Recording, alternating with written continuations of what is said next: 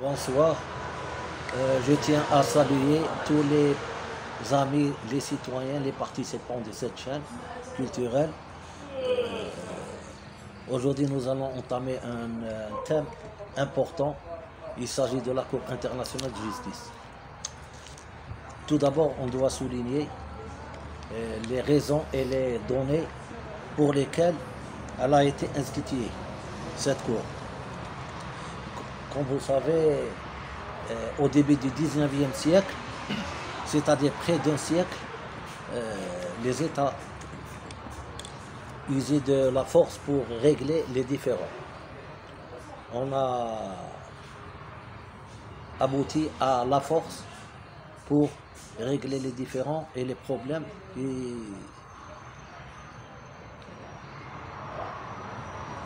avec les États. Et c'est ce qui a été abouti au déclenchement de la Première Guerre mondiale et ensuite de la Seconde Guerre mondiale.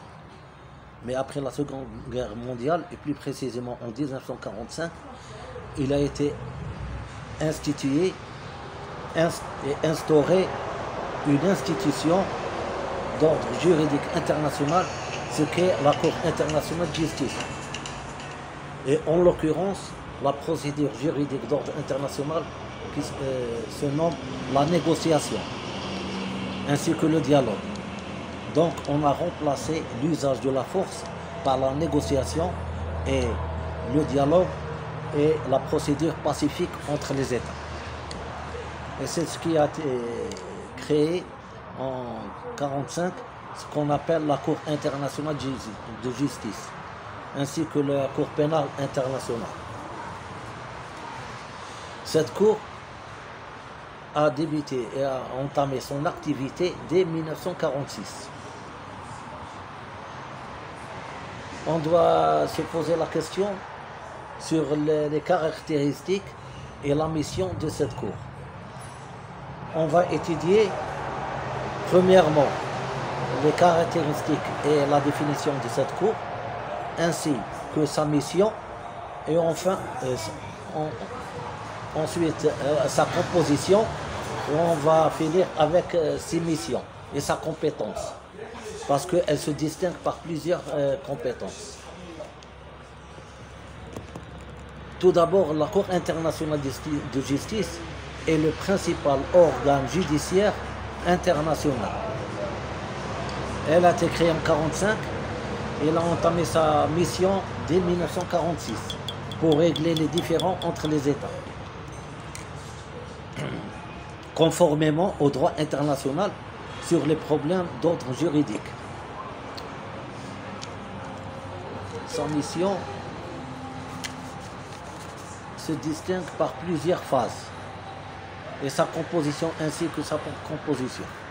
En ce qui concerne la composition de la Cour internationale de justice, elle est constituée par 15 juges et chaque continent représente un nombre de juges. Par exemple, le continent africain, il représente 3 juges.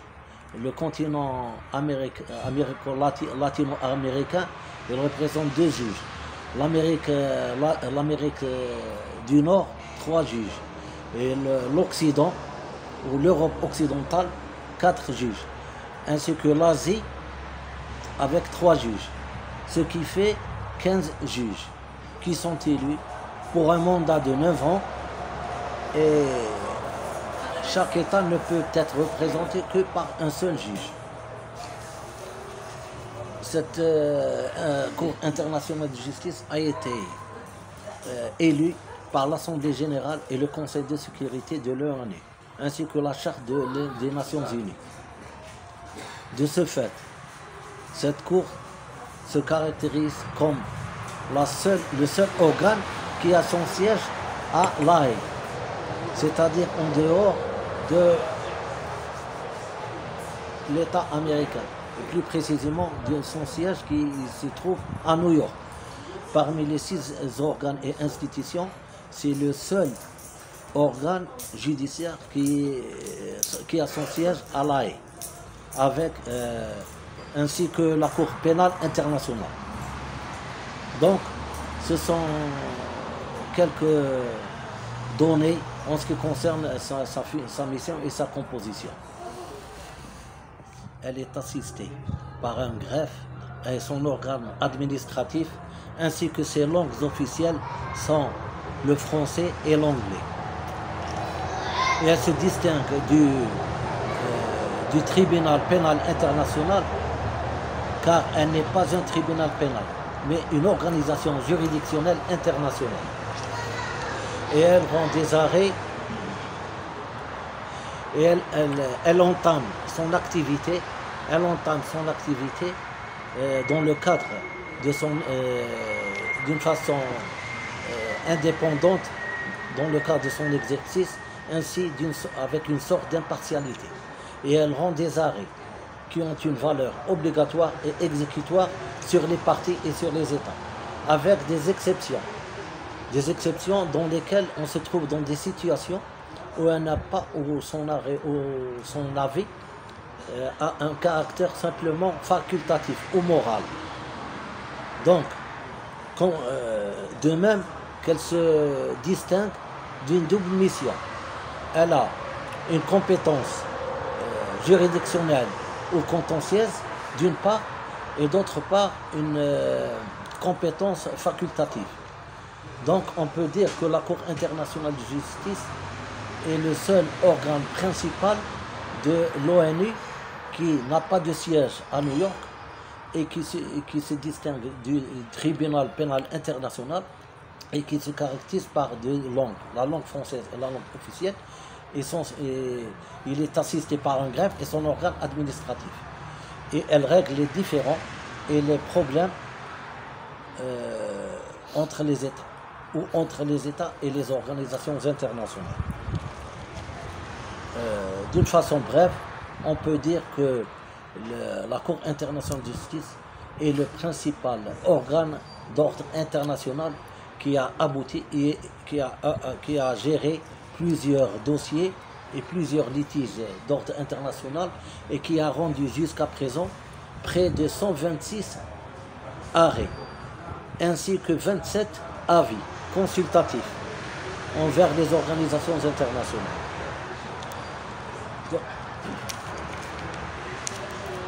Mission, elle a trois types de compétences. Primo, elle a la compétence juridictionnelle ou contentieuse, c'est-à-dire qu'elle peut trancher entre les États, d'une part, ou les États et les organisations internationales, d'autre part. Du moment où il s'agirait des problèmes ou des litiges frontaliers entre les États, ou des problèmes ou des litiges ou des incidents aériens, ou encore des problèmes relatifs à la coopération judiciaire internationale. Donc, secondo, on peut trouver la compétence facultative, c'est-à-dire qu'elle peut être saisie par des organes de l'Organisation des Nations Unies au sujet pour donner son avis en ce qui concerne les litiges et les différends entre les États ou les États et les organisations internationales. Et de ce fait, son avis a un caractère facultatif ou moral. Enfin, elle peut réexaminer les décisions rendues par le tribunal administratif de l'Organisation internationale du travail, l'OIT. Et de ce fait, sa décision, son arrêt, dans ce cas, a un caractère express et un caractère obligatoire et exécutant sur les parties. Donc, on peut dire d'une façon brève que la Cour internationale de justice se distingue par une double mission. Une compétence contentieuse et juridictionnelle, une compétence facultative du moment où elle donne son avis pas pour les organisations, à la demande des organisations des Nations Unies, et ensuite réexaminer les décisions en tant que Cour internationale par le tribunal administratif international de l'OIT. Donc elle se caractérise comme une Cour internationale qui a son siège à La Haye, et plus précisément au Palais des Paix, à côté du tribunal pénal international qui se distingue comme tribunal pénal. Alors que la Cour internationale de justice, c'est une cour juridictionnelle d'ordre international. Donc, d'une façon brève, on peut dire que l'organe principal de l'ONU, qui a été créé par la Charte des Nations Unies, c'est la Cour internationale de justice qui a abouti et réussi à trancher et à régler les différends et les litiges entre les États et entre les organisations internationales par une procédure et par la négociation et par le dialogue, contrairement à ce qui a été fait au début du 19e siècle par l'utilisation de la force par les États qui a déclenché la Première Guerre mondiale et la Deuxième Guerre mondiale. Donc c'est un atout principal sur le plan juridictionnel international. Je souhaite que ce thème important serait relatif à votre attention, ainsi que l'attention de tous les juristes et tous les abonnés et tous les participants. Et je souhaite enfin une bonne journée et je vous remercie très précisément et très profondément. Et merci.